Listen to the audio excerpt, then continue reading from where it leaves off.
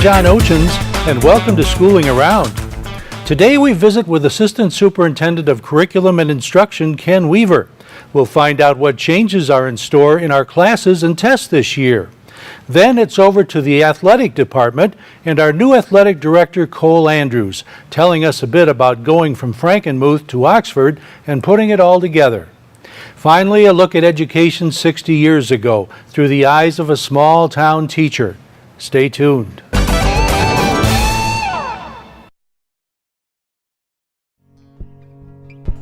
Canine Stray Rescue is Oxford's own local dog rescue. Each year they take in hundreds of dogs and bring them into suitable homes. A certified nonprofit organization, Canine Dog Rescue strives to give pound dogs a new leash on life. To donate, adopt, or even volunteer, call them at 248-628-0435 or go to their website, dogsaver.org, and click on the Canine Stray Rescue League link. Assistant Superintendent Ken Weaver has been with us for a few years now, but this is his first full year in charge of curriculum and instruction. You may remember Ken was principal of our middle school before. I asked Ken about changes coming up this year.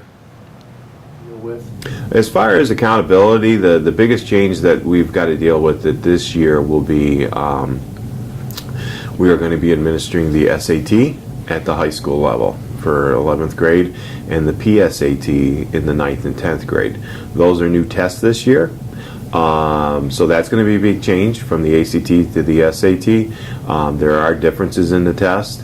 The SAT is going under revisions as well too, so it'll be a brand new SAT. Will not be the same SAT that's been in years past. So all of that, trying to learn what that test is all about, what it measures, how we'll measure our curriculum and what we've taught. Those are all big issues that we need to deal with.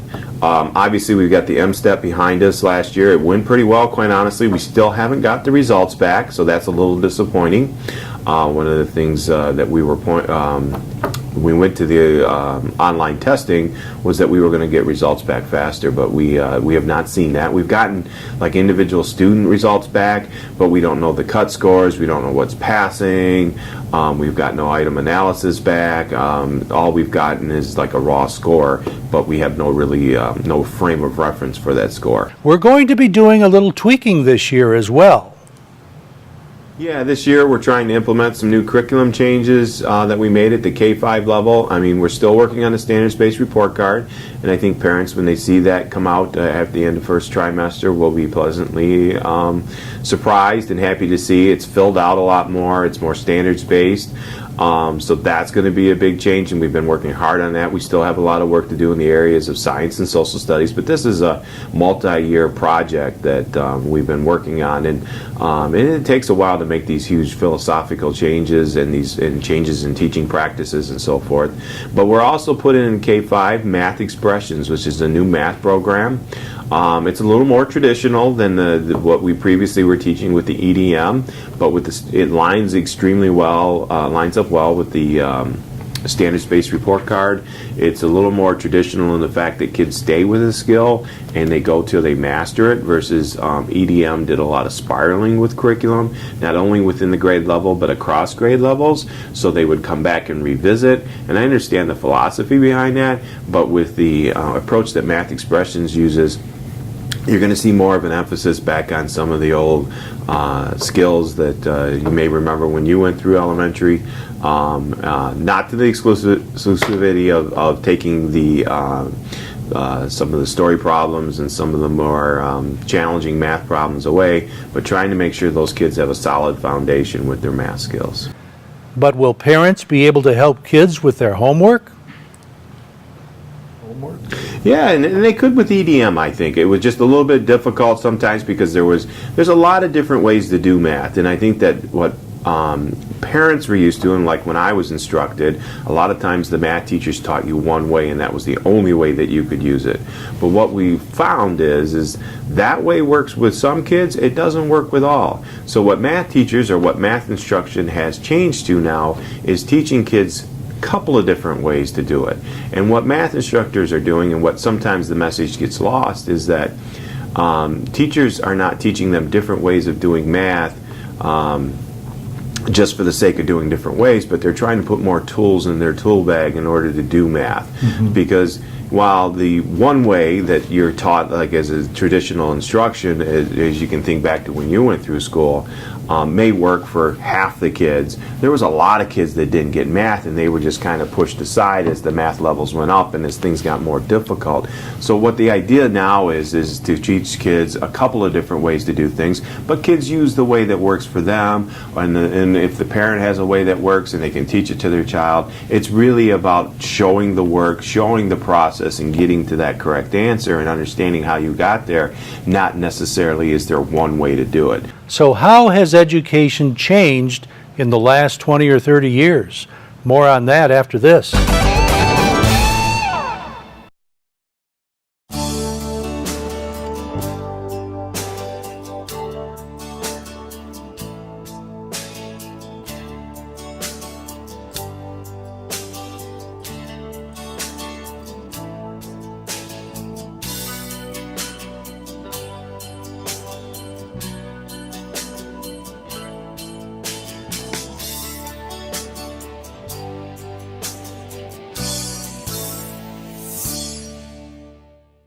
I don't have to tell you that a lot has changed in education over the last 30 years.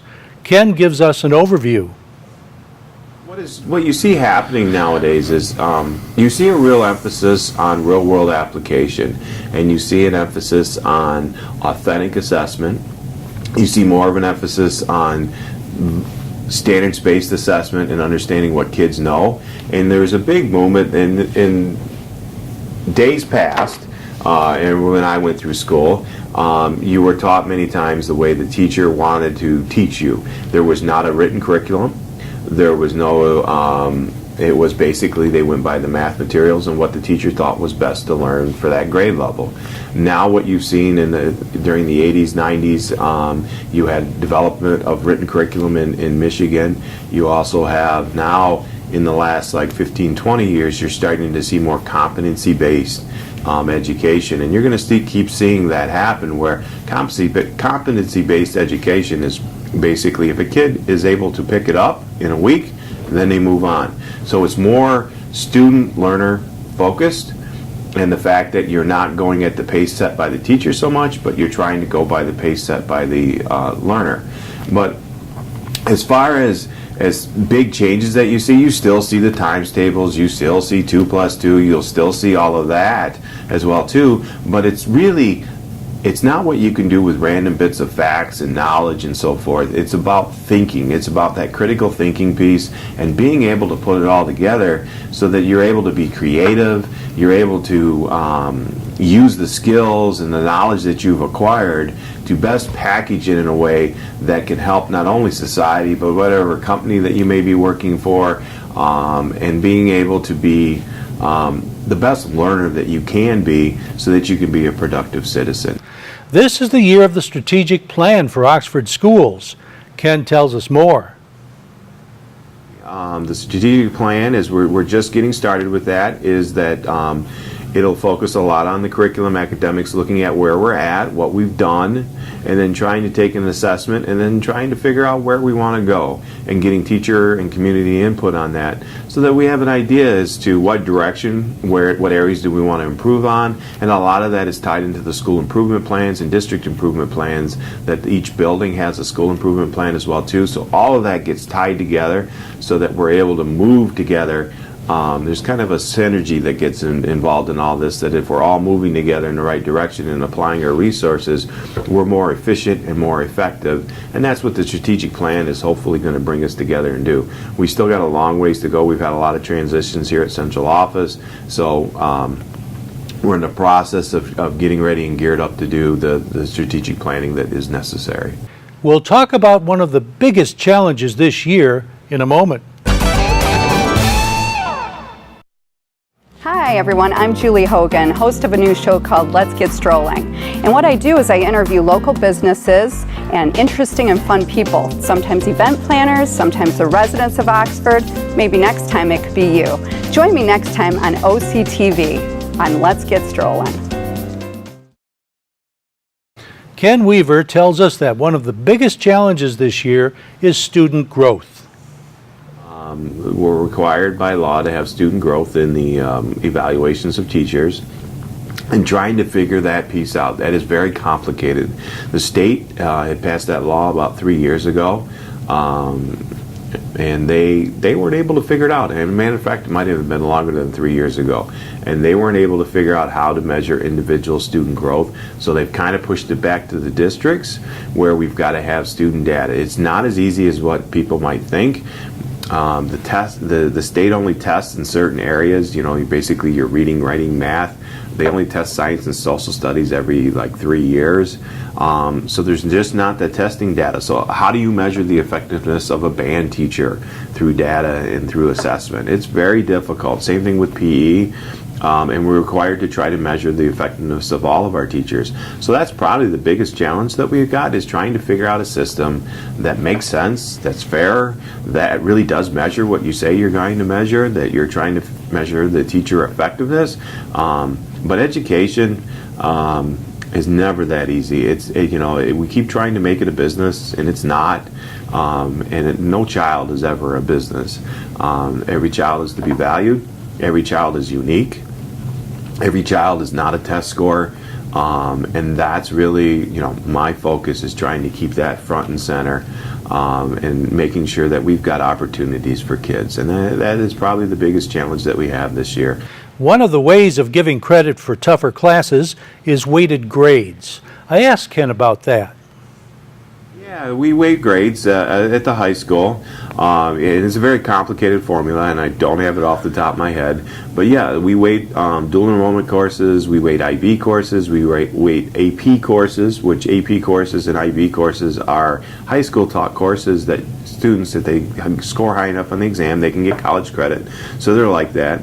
Dual enrollment, obviously, you get high school and college credit for, and so forth, and they are weighted. So you want to encourage kids to take a more challenging class load, so they're rewarded by getting more academic points. So let's say if you take a course and you take just a basic course and it's quite easy to get an A in, and let's say you get the A, well, which is better for you to do? To take that course, or to take a more challenging and rigorous course through an AP or an IB course that maybe you get a B plus or an A minus in? I would argue that that's more beneficial to the student, because now they're being challenged, because as you go through and as you go on to college, you're going to be challenged at every level, and it keeps going up the ladder, so to speak, in difficulty and rigor. So you're better off to kind of push yourself and maybe get a little bit lower grade, so that way you recognize, when you weight the grades, you recognize that the child is actually trying to challenge themselves and trying to improve and do better, by giving them a little bit of a cushion if they don't get quite as high a grade. Yeah. Overall, it should be a good year in a great place. I think that we've got, it's going to be a great school year. We've got a lot of great things in place. We're working on a lot of things. The staff is just, and I think Oxford's just got an amazing staff. We've got amazing students, so they're just phenomenal. And we got great parents, so it's a great community, and I look forward to just a fantastic school year. This is the year of accreditation review.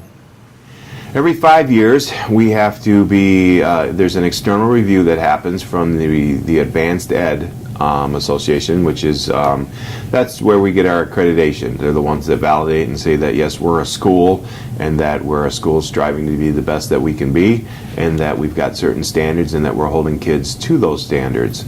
So every 5 years, and last time, obviously, we were visited was 2010. They come and they check us out, and they go around to the buildings, they visit and talk with teachers, they will be in classrooms, and they talk about the school improvement process and the district improvement process, and how are we holding ourselves accountable. So we're really excited about that. That's going to take place in March, and they will visit us and they will check us out and see where we're at with everything, and where we're at in the school improvement process, which is critical for us in our academics and making improvements in test scores and so forth. And just who are these people? Around around? Or? They're generally, last time they were like from out of state. They are school people. They have positions. They could be assistant superintendents, building administrators, teachers from other districts. Some may be local. Some may be out of state. It just depends on, you volunteer for these opportunities, and then at that point you get selected to go to a district and to visit it, and you go in and you look at their documents, you talk to the people in the buildings, and it basically what you're trying to do is just verify that, yeah, they're walking the talk. That yes, that what they say they're doing, and they're doing it well, and they got certain standards and certain ethics that they're trying to uphold, and that their diploma, when they graduate from their high schools, is worth the paper that it's written on. So are they working for the state of Michigan?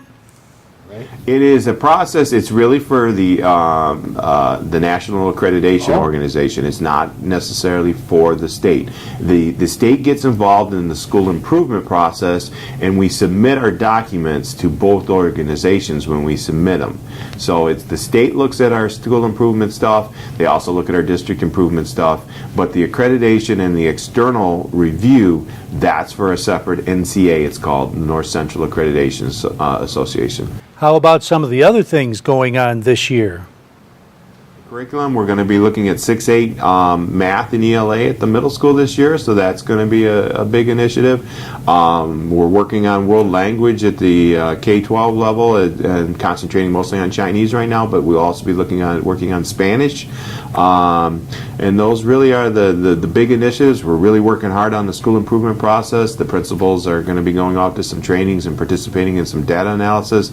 And probably the last thing that we got going on, is we're working on implementing new assessment software, trying to get better feedback, better data, and have a better approach to individualizing learning through using that assessment software. It's called Illuminate.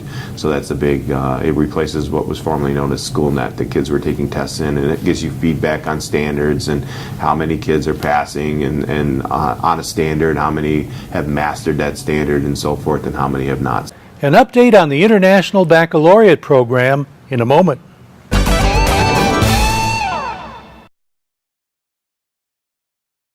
Hey Lakeville, you're watching OCTV. One of the things Oxford Schools takes great pride in is that it is an International Baccalaureate district. But this means keeping up with ever-changing qualifications and continuous improvement. Obviously, we've got the IB at three different levels. We've got the PYP at the elementary, and that's pretty well in place. And they're going through reauthorization, so they have a self-study year right before the reauthorization, and then they go through a reauthorization visit, which probably I should mention that. There's so many things that I think I'm forgetting quite a few things. I had forgotten that. OES, Oxford Elementary, is going through that process this year, and then our other elementaries are going through and within about a year following. So is that like a review process? Yeah, it's kind of like the accreditation process in a sense. So IB will be visiting us and coming in and saying, are you doing what you're supposed to be for IB? So we've got to worry about that as well too, and make sure we've got everything ready for them, get our documents ready, make sure everything is, we've dotted our I's, crossed our T's, and that we're moving forward, because there's certain standards or principles that they would like us to follow for IB. So we're making sure that's all done at the PYP level for OES this year, and then we've got the other four elementaries, like I said, within the following year. Middle school level, the MYP level, we're working on this year. You're going to see difference. Parents are going to get reported for MYP grades this year. The teachers have been grading all along MYP grades and getting into practice of doing that, because there's certain rubrics that you have to use for IB, but now we're going to start reporting them in the grade book, and they're actually going to be, they were always there in the grade book, but they were just had a traditional grade.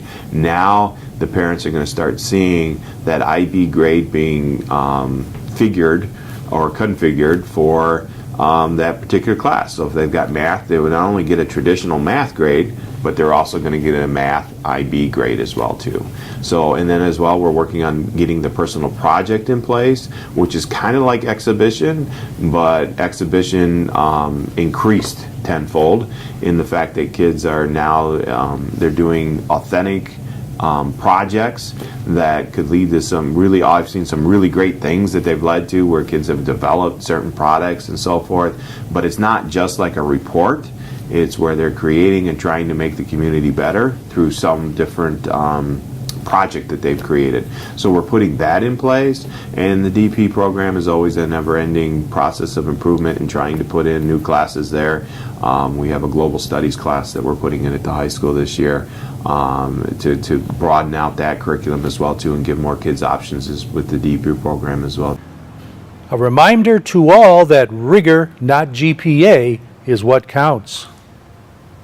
It seems like many times parents and students are always worried about their GPA, but quite honestly, colleges pay more attention to the rigor of the academic courses that the kid is taking that prepare them to be able to succeed over at college. There is more evidence or research that shows that it is the rigor of the curriculum and the coursework that the child has done that is more of an indicator of whether or not a child is going to be successful than it is their actual GPA. That's Ken Weaver, Assistant Superintendent of Curriculum and Instruction for the Oxford School District.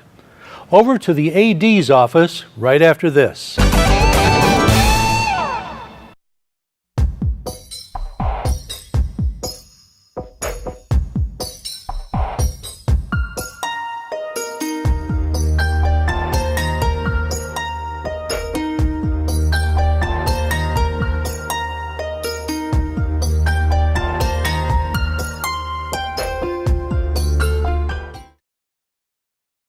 There's a new face in the athletic director's office, and he comes to us by way of Boyne, Frankenmuth, and a couple of other stops. Meet Cole Andrews. Yeah, well, I went to Western Michigan University. I have a master's in communication. I'm sorry, an undergrad in communication, a master's in K-12 administration. I coach football, basketball, and baseball at a school in the west side of the state, Waterville Elite. I did an internship at Mattawagon Consolidated Schools, a Class A school for an athletic intern, so I got a lot of good experience there. And I was able to, after finishing my master's program, I was lucky enough to land a job at Pelson Public Schools, which is a northern Michigan school. I'm from Boyne City, so it was close to home. I was up there for about a year and a half, then landed the job at Frankenmuth. Came down and was the athletic director and transportation director at Frankenmuth for about 3.5 years. 3.5 years from Boyne. Yep. So you know how to ski. Love to ski, yeah. Love to ski, snowmobile, and the outdoors. We miss it up there. How'd you find out about Oxford? I had a colleague reach out to me and said that he thought maybe I'd be a good fit there. Frankenmuth and Oxford are certainly similar in a lot of ways. So my wife and I came down, checked the facilities out. I'd been here before, my wife hadn't. So something we always do if we're ever going to think about switching schools and communities, make sure it's a good fit. And I don't know, we came down and just really felt like it was a good fit for us. So we went through the interview process and we're lucky enough to move into the community. The rest is history. The rest is history, correct. All right, so all an athletic director has to do is put the sports schedule together, right? I wish, yeah. It's one of those misunderstood jobs, certainly as an administrator. You know, they see you at games, standing at games, and they think you do a little scheduling. But yeah, there's a lot that entails this job. It's a lot of late nights, and you have to have an understanding wife. So certainly my wife is one of those people that understands I'm going to be gone a lot and being at games late. You're obviously putting out fires throughout the day, and you're involved in hiring and firing of people. Hiring and hopefully not firing too much, but yeah, you know, mentoring is kind of the way I look at it. Trying to mentor some of our coaches and doing things the Oxford way, in my opinion. But yeah, hiring and firing and being in that process of mentoring from year one to hopefully year whatever they're here for. Mm-hmm. So there's a lot of work that goes into it. It's a stressful job, but I always try to do what's best for the kids. And you know, the day that I don't do that anymore is the day that you won't see me here anymore. So yeah, well, we got a new athletic code of conduct going for us now. New athletic code of conduct. Yep, there's some new changes there. I think good changes and all appropriate, and we'll do our best to make sure those standards are upheld. Now that you've had a couple of weeks to take a look at things around here. What do you envision as your greatest challenge this year? Well, I think getting my system in place versus the previous athletic director and his system, and trying to mold the two in. My secretary, Deneen, is relatively new to the athletic world. She hasn't even have a full year in, so meshing what I've done in the past and what I know, what's comfortable I'm with and what she's comfortable with, I think that's probably going to be the biggest challenge. Then obviously not knowing everybody's name and knowing who you can trust and who you can go to certainly is a challenge when you're the new guy. Yeah. So just knowing everybody and then getting my system in place versus the old AD system in place, I think is always the biggest challenge your first year. Yeah. Social media has a big role in all of this now, don't they? Yeah. There's so many negative things about social media. At Oxford AD, yep. Is our Twitter handle. So you'll see, like, we do live game updates, pictures, and just anything about Oxford athletics, which is pretty neat deal. And then that also ties into our athletic website, which compiles virtually anything that you can think of athletic wise. So we're really trying to utilize all three to its fullest capability. And I think what not everyone may realize is that now through that website you can watch all of the sporting events that Oxford Television records. Yeah, we just put up a link yesterday, and we're trying to get all the YouTube videos for all the athletic events that you guys do, so our community can go to our athletic website, which is oxfordathletics.org, and find all of the YouTube videos that you guys put up for all the different games, whether it's varsity, JV, or freshman, whatever it may be. If you're there, we're going to try to have them up as soon as you guys put them up. We'll put them on our website. That way they're easy to find. Okay, now that's the website again is oxfordathletics.org. Okay, can you get there through the school's website as well? Yeah, I believe if you go to the high school, if you go to the district webpage, click on the high school, and then there'll be an athletics tab. You click on athletics, it'll redirect you to the oxfordathletics.org. Ready to go with homecoming coming up next week, so we got a lot of stuff going on, a lot of positive stuff, but other than that, we got some little projects going on, but you'll see there'll be a lot of good things coming in the future. Well, we'll be checking back with you from time to time. Thanks for spending some time with us, Cole. Appreciate Good luck. it. Thank you. Go Wildcats. In a moment, what it was like teaching in a small Kansas town 60 years ago. Stay tuned.